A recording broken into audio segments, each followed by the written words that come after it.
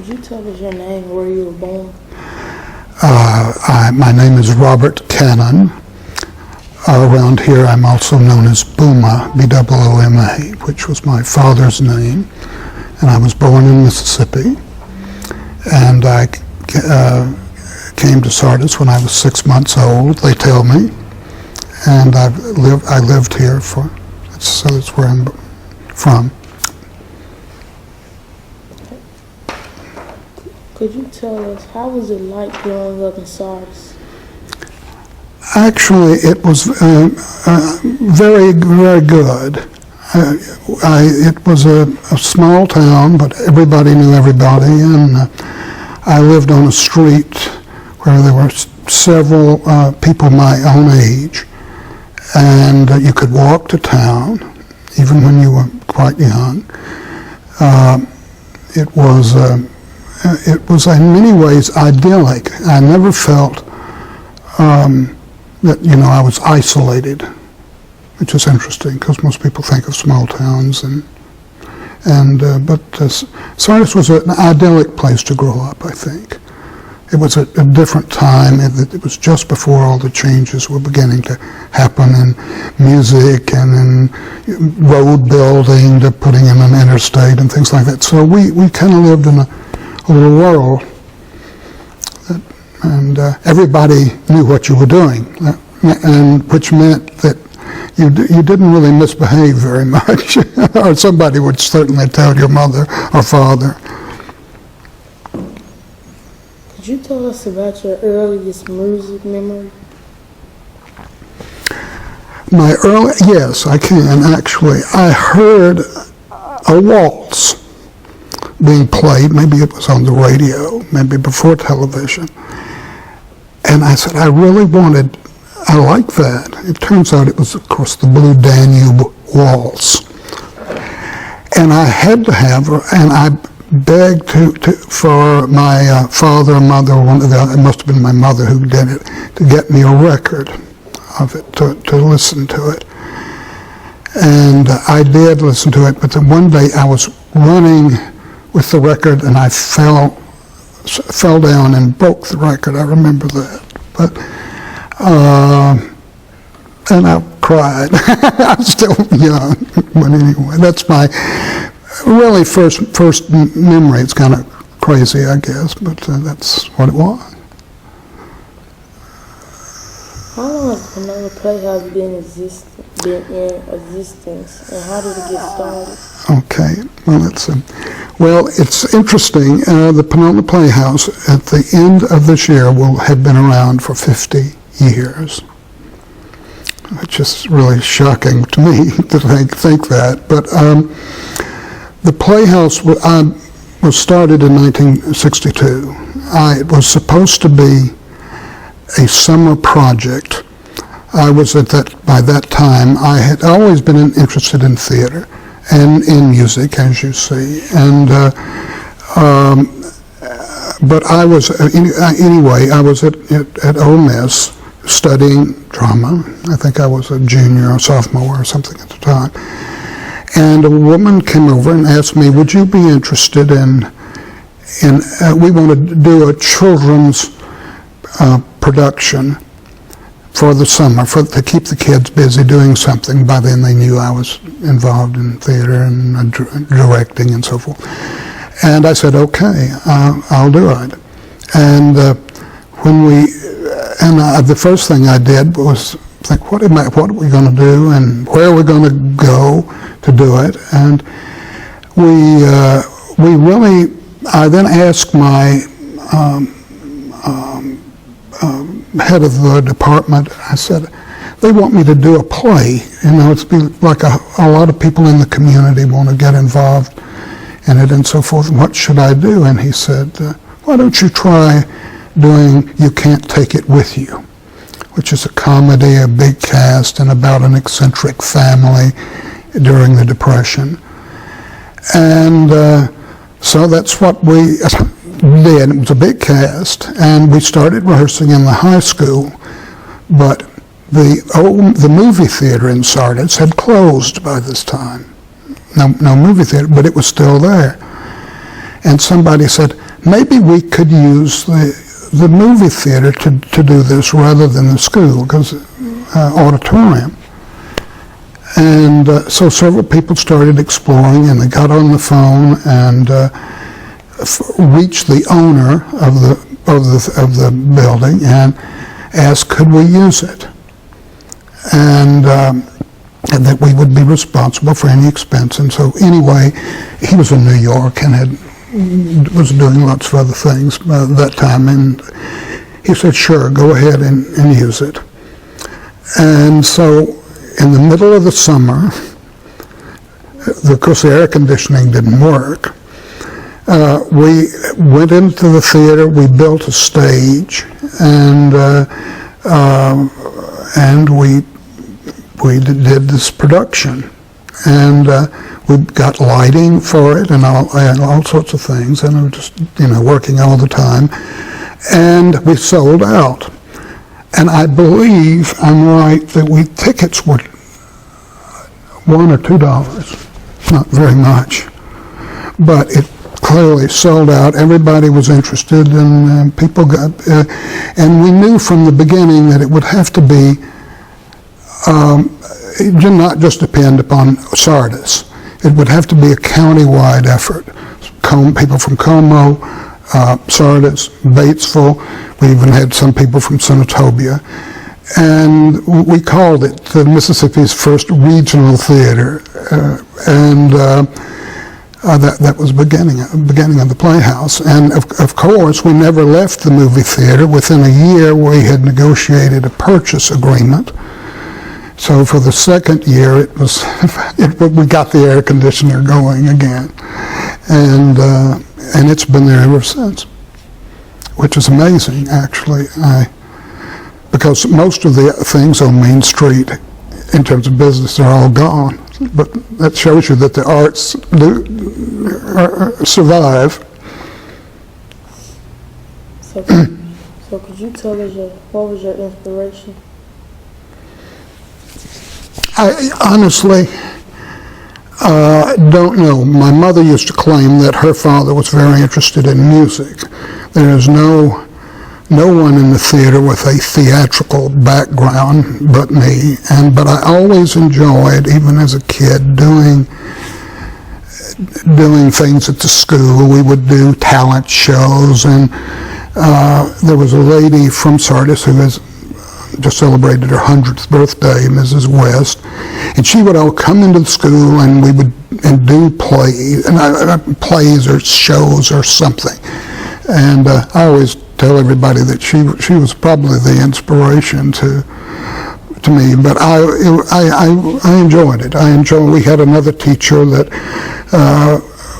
would cause us to dress up in costumes. This was in the 6th grade, and we would act out certain things, and I like that too. So I just it was just there. I don't know, and nobody else can explain it exactly. It's like some people in the theater, have like people that are in medicine. Their relatives are also in it, but not so for me. But I've been stuck with it ever since. Just the theater and arts in general. So it's really been my whole life. Could you tell us who were your supporters? At the Playhouse? Oh my, I think almost everybody. There was an article in the Commercial Appeal about that time indicating all the people that sort of embrace this whole idea. One of the most important was a woman named Ruth Ballantyne, who we went to early. Her family was very prominent in Sardis in Panola County. They owned an enormous amount of land between Sardis and Batesville. And the Ballantyne family was one of the sort of founding families of Sardis.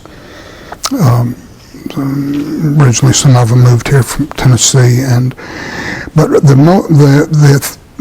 Ruth and her husband had, at a certain period of time, lived in New York, and she also was a writer. She had written and wrote poetry for a magazine called the American Mercury, and she had lots of she had lots of connections, literary connections, which no one would expect.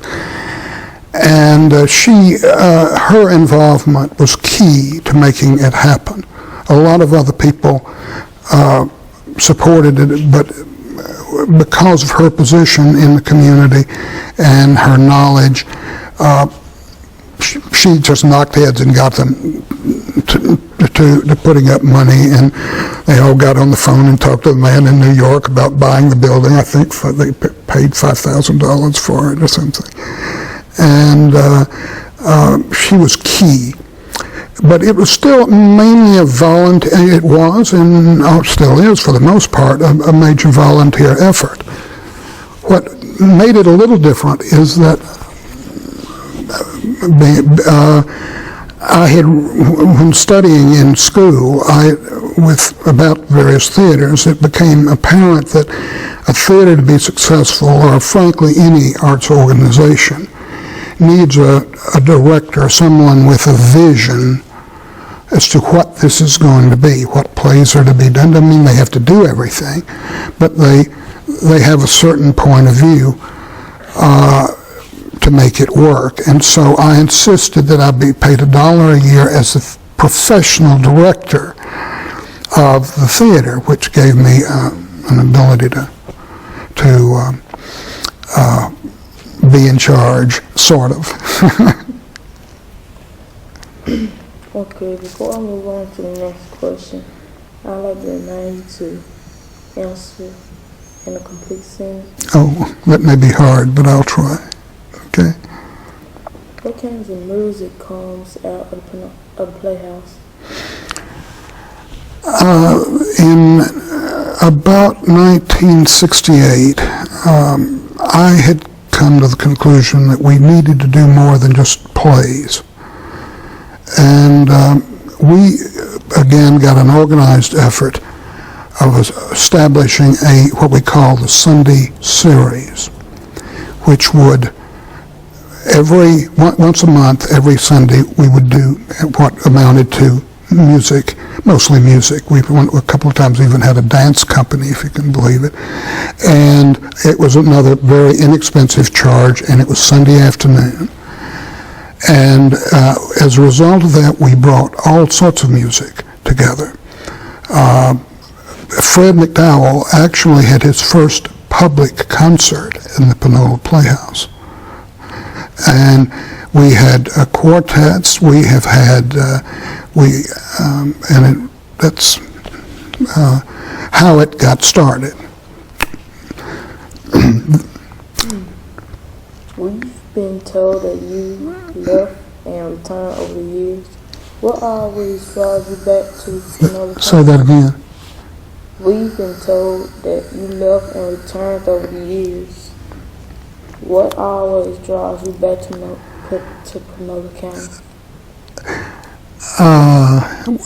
I think, like many Southerners, we always have this notion that we might one day want to come home.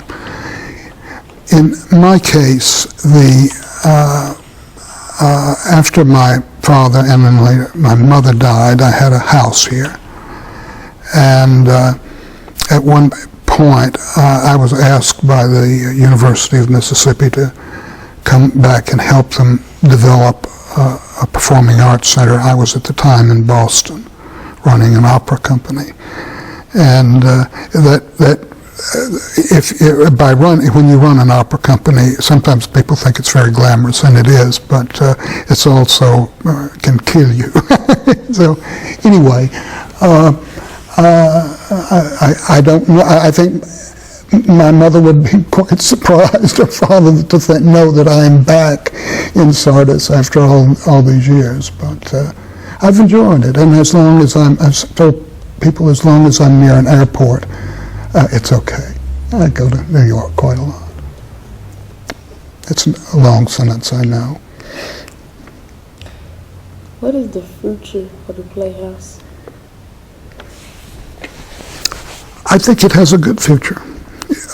Much to my amazement, when I first came back, I did direct a play the first time, but you know, there's a group of people now that are doing extraordinary work. There's something going on all the time. They've set up a youth theater in addition to the regular program. The director he and his wife just work all the time, but they are. It seems to me it has a great future. They not only get people from Panola County, they're getting people from DeSoto County, from everywhere, and I think it's a great future. Is there anything else we haven't talked about that you would like to talk about? Well, since you're dealing with the sort of music, a little bit of music history in this area, it's interesting, I think, that there have been several people that came out of this area, and we know, of course, now so much about the blues performers and that, which is known worldwide. But you've also had, for example, there was a man named Richard Jones who grew up in Como and he went to work for Capitol Records in Los Angeles, and he became a record producer. And he produced an enormous number of records, not only for Frank Sinatra and people like that, but he also did a lot of productions of Broadway musicals when they were recorded. In fact, The Follies was the last of the shows that he was responsible for producing. He was widely respected throughout the United States and is mentioned in numerous books. There was a lady from here, and I'm having a problem remembering her name, and I'm embarrassed, but she was a pianist, and she lived right at the end of the street here in Como, but she married a man, she went to Wisconsin, I should say, and married a French horn person who was named John Barrows, who was considered at the time one of the great French horn players in America. And he worked with and had a composer named Alec Wilder, who was known as more in not classical music, but in the kind of field of vocal music. He also did a lot of stuff for the great jazz artist Mabel Mercer, who's now gone on to her reward. With a very famous song called Sneeden's Landing. But, and it's amazing to think that at one weekend, some years ago, we were doing a play called Spoon River Anthology. Well, it turns out that there was a lady here in Como, and this is what happens, who said, Spoon River Anthologies, by a man named Edgar Lee Masters, who was a well-known poet. And he said, anyway, so this lady came to me and she said, I was in school with Ellen Cohen Masters, who was Mrs. Masters, and what if I asked her to come down and see the play? So she said she would, and did. But that same weekend, the people from Wisconsin, John Barrows and his wife, came to spend Christmas in Como, and they brought Alec Wilder as well. So in one weekend, we had all of these, and they performed at the Panola Playhouse, which was wonderful, great event. And we had press calling all over from New York, Jackson to New York.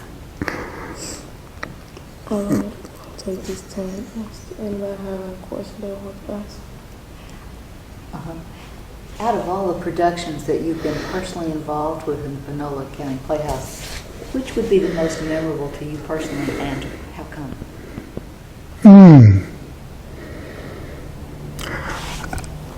Well, it's hard to mention just one, obviously. I actually liked, one of my favorites was Our Town by Thornton Wilder, which In fact, they just ended a run of it again in New York recently.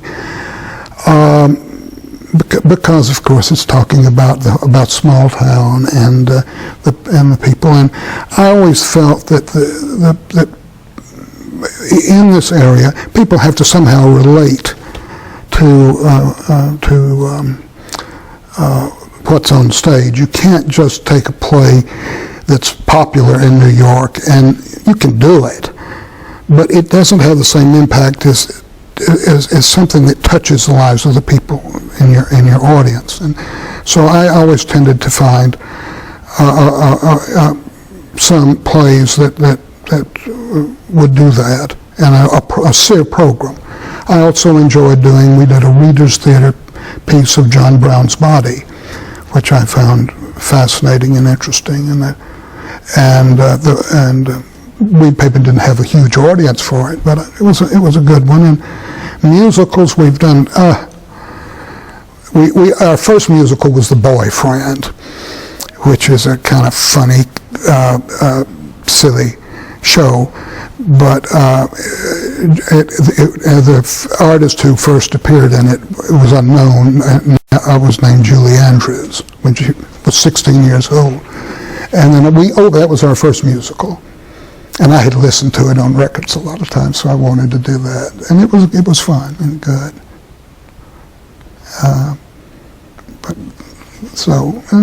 I think I enjoyed The Miracle Worker. We had a wonderful cast for that. Sometimes you remember the ones that are very, successful, but it's been an amazing array of things that have been done. The Panola County Playhouse started, if it started in '62, then my question would be, has the role of the Playhouse for the community changed? Because, was it doing anything slightly different now that it wasn't doing then? For example, now I know it's pulling people as far away as Memphis. I know that for sure. I think they've concentrated a lot more on young people, reaching young people, and so the youth program is probably much more substantial. I would always throw some things in that I knew were not going to get an audience, but felt that it was good for the actors to experience things like that. But it's different, yes. Artistically, it's different, but that's to be expected because all theaters or any arts organization is going to change depending on who the artistic director is, and I think it's natural, and I think in many ways it seems to be working very, very well. Of course, we all know that when you get a lot of kids in the show, you also get a lot of parents and uncles and aunts and everything else. So I'm sure that's helped too. And would you go back to what you were saying about your particular personal role in the world of performing arts? Well, after I left, I should say before I left Oxford and university, I became involved in starting the Mississippi Arts Commission. I was one of the original commissioners. I'm the only one that's, by the way, still alive, but I was younger than most of them at the time. I then moved to Texas, where I ran an arts center, and then to San Antonio as director of the Arts Council. And I got more and more involved in organizations that will develop the arts in a broad base. So San Antonio, of course, was a great place to do it. And we had huge success. We started with getting a little money from the city, and then the idea was to get a lot, and we did. And we were so successful that I was asked to come to the National Endowment for the Arts in Washington, and which I did, and had a wonderful time there. But I began to think, I want to get back involved. I want to touch the arts again. I don't want to just deal with money and paper and grants. All this is wonderful, but So I jumped. I was offered a position as president of the Opera Company of Boston, which was quite a jump. And the artistic director there was a crazy woman named Sarah Caldwell, but she was internationally known. And it was a great experience. And then from that, I became involved with another director named Peter Sellers,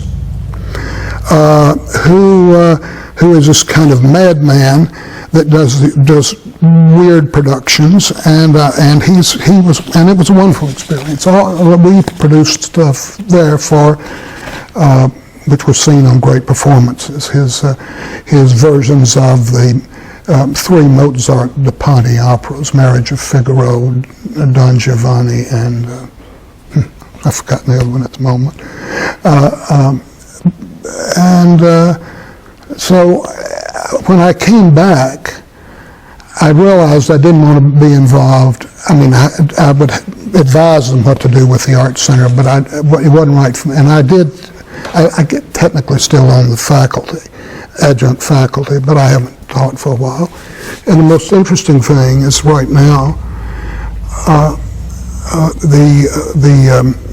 I have been working starting with Morgan Freeman's Foundation about 4 or 5 years ago, to provide professional performances for the people of the Northwest Mississippi Delta. And we have so far brought in companies to perform for over 40,000 students in a 5-6 county area. And they've seen everything from the main Alvin Ailey Company, Alvin Ailey American Ballet Theater, to this year they're going to see a puppet theater that we're bringing in. We're bringing in Lady Smith Black Mambazo in January. And we are doing another thing called Acoustic Africa, which brings together some wonderful people you would probably know. And I should, so I'm still doing it. But I guess I will till I just fall over. And I actually do that pro bono. I don't receive it. And I would like to make 2 other points. It might be interesting. The Panola Playhouse was the first theater in the state of Mississippi that was integrated. And I'm very proud of that. The minute that the legislation passed, I went to the board and I said, the theater cannot, I mean, it was always open. Many community theaters were just, you had to buy a subscription for the year, but people didn't come. And so I called up people, I said, you need to start coming to the theater. And it worked, and it has never from that day on been a problem. Do you have anyone at this point who's working closely with you who may have an interest in carrying on the tradition, or carrying on the theater, if you will? Oh, I think the theater part is well under control. I don't have to do anything, and I don't.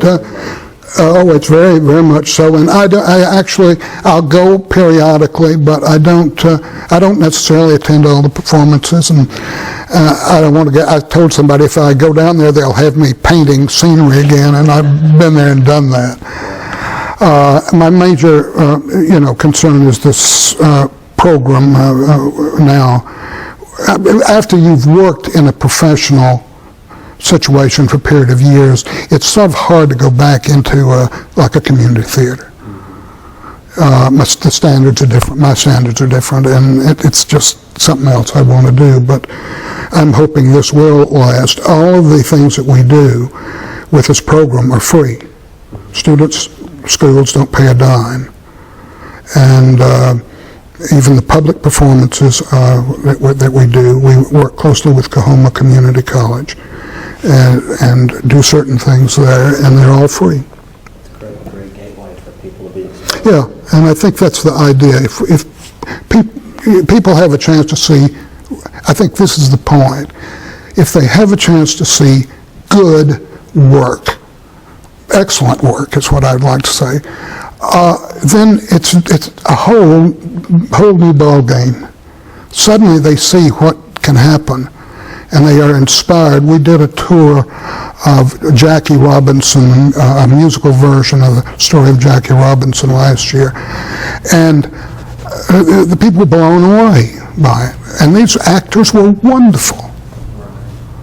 And they're all professional actors, and they have worked with children, and even one of the actors sent us a note thanking us. She said the experience was, it was a wonderful experience for her as well to go into these schools. And so I think if we only inspire a handful of people, it will be worth it. But I think over time, it opens up a world, a new world for students that shows there are other options. You know, there's a wide world out there, and if I want it, it's there, and this is what's involved. And that's what happened to Morgan Freeman. He was in Greenwood, I think, in school when he saw a play, and he said, I want to do that. And my God, he did. Well, you've shared some great stories and insights, and we definitely appreciate your time. Thanks for coming. Thank you. All right, now I better